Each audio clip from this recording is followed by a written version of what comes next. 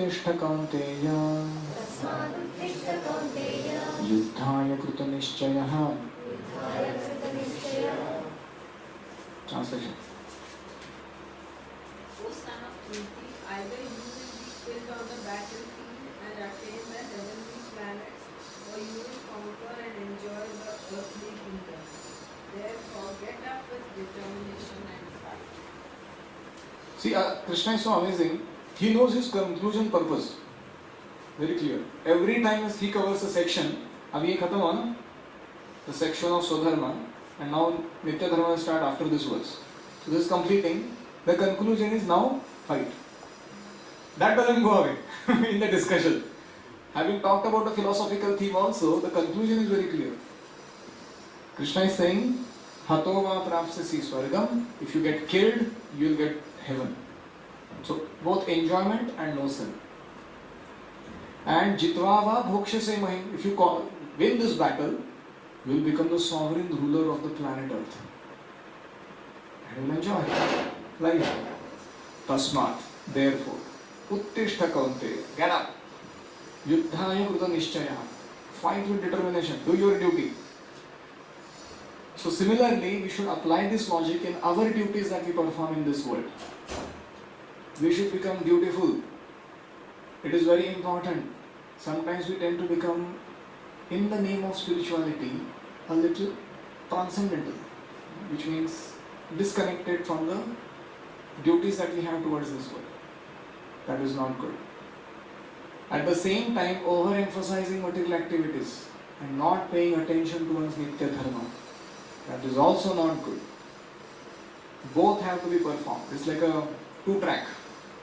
Train runs on two tracks. Swadharma, Nitya Dharma. Like that one should run one's life. But if at all there is a choice to be made in life, in very crucial circumstances, you should lean on your Nitya Dharma side. Even if you have to make a mistake about a decision, better make it on this side than on that. So that is the first section, which is called Swadharma, and this is what we completed just now. 31 to 38, two dharmas. Now this is talking about the bodily dharma. On the basis of that you should fight. But tomorrow, whenever we next meet, we will talk about how on the basis of Krishna consciousness, Nitya Dharma also, it is Krishna's direct order for Arjuna to fight. That's Bhakti. Arjuna should fight. This discussion will continue in the next class. Any comments or questions? Yes. I said that previously, when this was being followed, Shudra people, they were all happy. They didn't have any envy or they performed it happily. But today, even if we are doing the Shudra work, we don't accept that we are doing, and it's a constant envy thing which we have to all the other people. So why is it? Very good question. See, in this system, the question is now, earlier, the Shudras were perfectly happy doing their duty. They had no envy towards the higher classes. What was the reason for that? That they had no envy. And now in modern times, we see that there is super envy about everybody for each other. Not just they, especially they, but everybody. What is the reason for that? So here comes the subtleties of this Varnashrama to be understood in terms of the culture. You think of it. Brahmanas are highly self-controlled sages who guide the entire society but don't take position. No power, no money, no prestige to deal with. They don't become king. So you have advisors to the king who are materially completely detached, which means the king cannot control them also. They don't need anything from the king. On the contrary, the king respects them because he knows their stature. One time some devotees told Srila Prabhupada, Prabhupada, when ISKCON spreads all over the world, we will make you the king. Prabhupada said, no, I will be the guru of the king. And somebody else will take that glory of management, position and money and water handling all the resources and everything of the world. But how to utilize that in the benefit of mankind? Somebody will give guidance. That teacher will give you. All effort. That is how Brahmanas are. That's why you see Vishwamitra Muni or Vasishta Muni comes to the court of, Dasharath or some king. The king gets down from his throne, puts the guru on the throne, washes his feet, brings the Charanamrits. This is such solid way to show to the entire praja that I am also subordinate to somebody else. And the guru is not an independent fellow. He is not, enjoying that position. I am a Rajguru and all. He is subordinate to God and his gurus. Nobody is independent in Vedic culture. Ekale Ishvara Krishna Arasaka Bhrutya. One master is Krishna, God. Everybody else is servant. That is the understanding. Same in family life also. Husband is the figurehead. Wife is subordinate. Children are subordinate to her. And the husband is following Guru. He is not independent. He is not a Guru who just simply enjoys life because he is a master of the household. And that Guru is also not independent. He has his Guru. And ultimately, Krishna Mande Jagat Guru. Ultimate Guru is Krishna for everybody. So this is the system. So there is engine, there is next bogie, next bogie, next bogie, and the engine is pulling, everybody follows in that direction. Like that, the Varnashrama system will go ultimately back to order. So that was the understanding, and that's why, because Brahmanas were of that caliber, they were materially detached, and they didn't keep claiming hereditary rights over it, and they were very benevolent in their sacrifice for the society. Kshatriyas would bow down and follow what they said. Chanakya and Chandragupta, another classic example of this system in modern times. When Kshatriya, they have this, but little less this. So that is given by Brahmanas. But they also are very, so this is spiritual, this personality. When these people are more towards religion or dharma, the system somebody is supposed to implement, right? That implementation is done by Kshatriya will make sure that every fellow in the civilization has got a proper varna and ashrama that he situates himself in. Nobody is a rogue or a rascal who is not doing any duty and just going around enjoying life. So he has to follow. That will be made sure by the Kshatriya. He will make them follow dharma, swadharma. These fellows will follow Krishna consciousness, actually. He will make them follow swadharma. Then this fellow will supply the necessities of everybody. Even here, Grihastha supplies for everybody's necessities. Can you imagine an interesting society? Only 1/4 of the people work, and 3/4 of the society is simply cultivating spiritual elevation in their life. What a society to have. Now everybody is working. Children are also having child labor. Old people, they don't want to quit even if they are retired. And nobody is interested in spiritual life. But a complete understanding has become possible. So Vaishnavas would give taxes to Kshatriyas because they knew they are being nicely utilized for the public welfare activities. The system was 25% flat. You give tax to the government. Whatever king says, he will use. And people would happily give because they knew king is a pious person. He follows another Brahman, somebody. And the Vaishyas would cooperate. And Shudras would cooperate because they had benevolent masters who really cared for them. In terms of roti, kapda, makan. They were never given money in hand because as soon as you give money to a Shudra, WWW. Woman, wine, and whatever. Gambling. This is what they will spend it for. क्योंकि उसका range बाहर नहीं जाता उसके generally. That's what we see in modern society also. Most of the people do. So this is the system. So nobody was envious of each other because there was a upliftment and continuous respect being maintained throughout. Now what happened in the beginning of Kali Yuga 5000 years ago? Shringi, son of Shonak Rishi, who cursed Parikshit Maharaj, the king of the planet. He was the first Brahmana to misuse his Brahminical power because of influence of Kali. And that is where the beginning of downfall of the system began. So he used his Brahma Tejas to curse the pious king. And this is where Brahmanas became corrupt. There is a saying in Chinese, a fish rots from its head. Right? So any social system that degenerates, the head, the leader becomes corrupt first. So then Kshatriya started saying, अरे ये लोग तो unnecessarily हीरोगिरी दिखाते हैं, कुछ काम तो करते हैं, सिर्फ ब्राह्मण बन के बनते हैं. So Kshatriyas, they overthrow that thing. They become, that is where See, when Brahmanas are in picture, monarchy prevails. One Rajarshi, saintly king, guided by multitudes of Brahmanas. How to do administration? Monarchy. One person is responsible. Anything goes wrong. अभी लोकशाही मतलब क्या है? Nobody is responsible. Then Kshatriya, when they come in power without Brahmanas, comes autocracy. Hukumsha. Then when Kshatriyas become corrupt and they use resources for their own enjoyment and not do good to the society around, Vaishyas stop giving them taxes. That's why in modern times every businessman is after saving his money. कितना कम से कम money government को दे उतना देखते लोग, कितना छुपा के इधर कुछ करते। हम now स्विस बैंक में जाके देखो क्या हालत है इंडिया के लोगों का, इतना मनी है लेकिन कुछ then no question of tax then they will pay. That is called Vaishya. That is called, when Vaishyas come in power, now there is no system of Kshatriyas, there is no autocracy also, monarchy also in society governing. Comes in picture capitalism. Capitalism means if I am intelligent in minting money, you work for me. Otherwise, let us compete for minting money. And that is what is modern corporational system.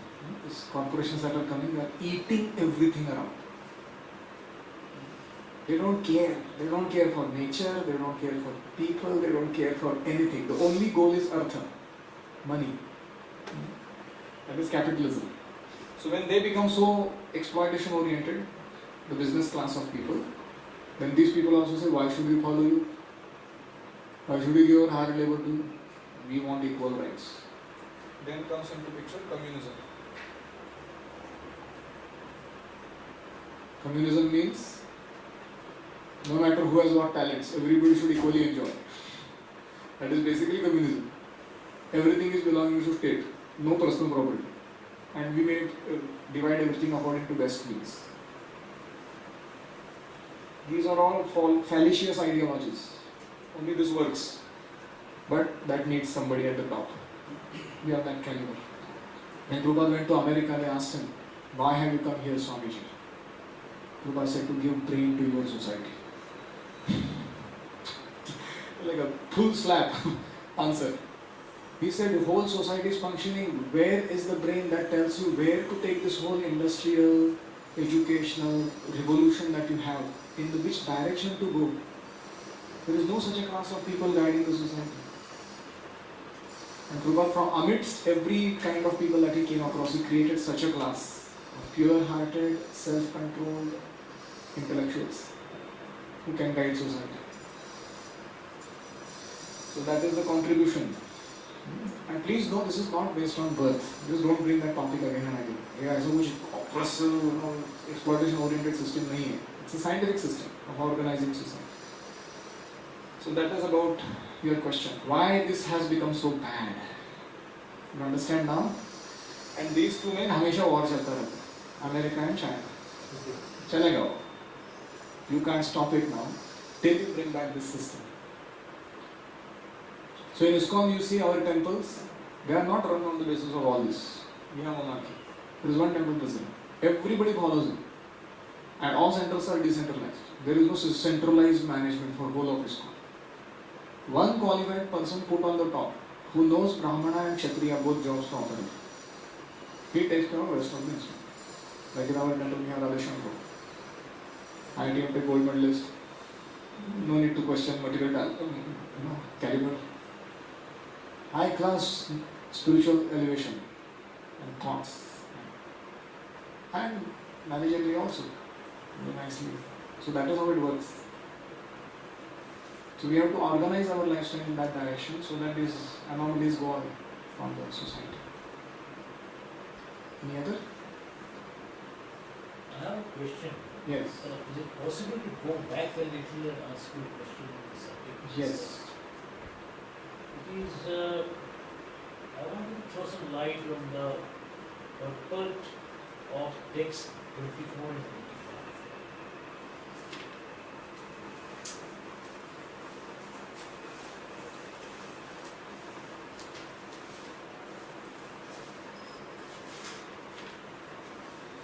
So the discussion is going about soul, right? That's right. Avyakta. Avyakta refers to the soul is invisible. Achintya, soul is inconceivable. Avikarya, it does not undergo any vikara, transformation. Then tasmad evam viditvainam namu shochitamanasa. Knowing the soul to be like this, you should not lament. Next question. All these qualifications of atomic soul definitely prove that the individual soul is eternally the atomic particle of the spirit whole, and he remains the same atom eternally without change. The theory of monism is very difficult to apply in this case. What exactly is this? Theory of monism means Advaita. Advaitavada is called theory of monism, that the soul and God are one. Now the soul is under material condition, so he appears to be separate from Brahman. But once the soul becomes liberated, it merges with Brahman and becomes homogeneous one. And that absolute truth is formless, Nirakar, Nirvishesh, without any qualities, characteristics. That is the monism part. He says that theory of monism is very difficult to apply in this case because the individual soul is never expected to become one homogeneously. After liberation from the material contamination, the atomic soul may prefer to remain as spiritual spark in the effulgent rays of the Supreme Personality of Godhead. When the intelligent souls enter into the spiritual Sky. planes to associate with the personality of the Godhead. So I explained this earlier. There is Bhagavan, Paramatma and Brahman. Three levels or features of absolute truth. So Bhagavan is the personal feature, Paramatma is in the material world, localized in the heart of everyone, and Brahman is the impersonal, all-pervading aspect of the Supreme. So these three are about the same person, but accessibility of reciprocation increases as you go higher, from Brahman to Paramatma to Bhagavan. So that's staying in the spiritual race part, that talks about Brahman. After liberation from material world, you don't go to spiritual world, but you go and merge into Brahma Jyoti, the effulgence that is emanating from the body of Lord, as one of the Chitkana, spiritual particle of effulgence.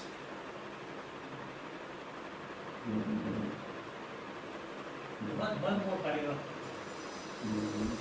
The word Sarvagita, all pervading, is significant because there is no doubt that living entities are all over God's creation. They live on the land, in the water, in the air, within the earth and even beneath the fire.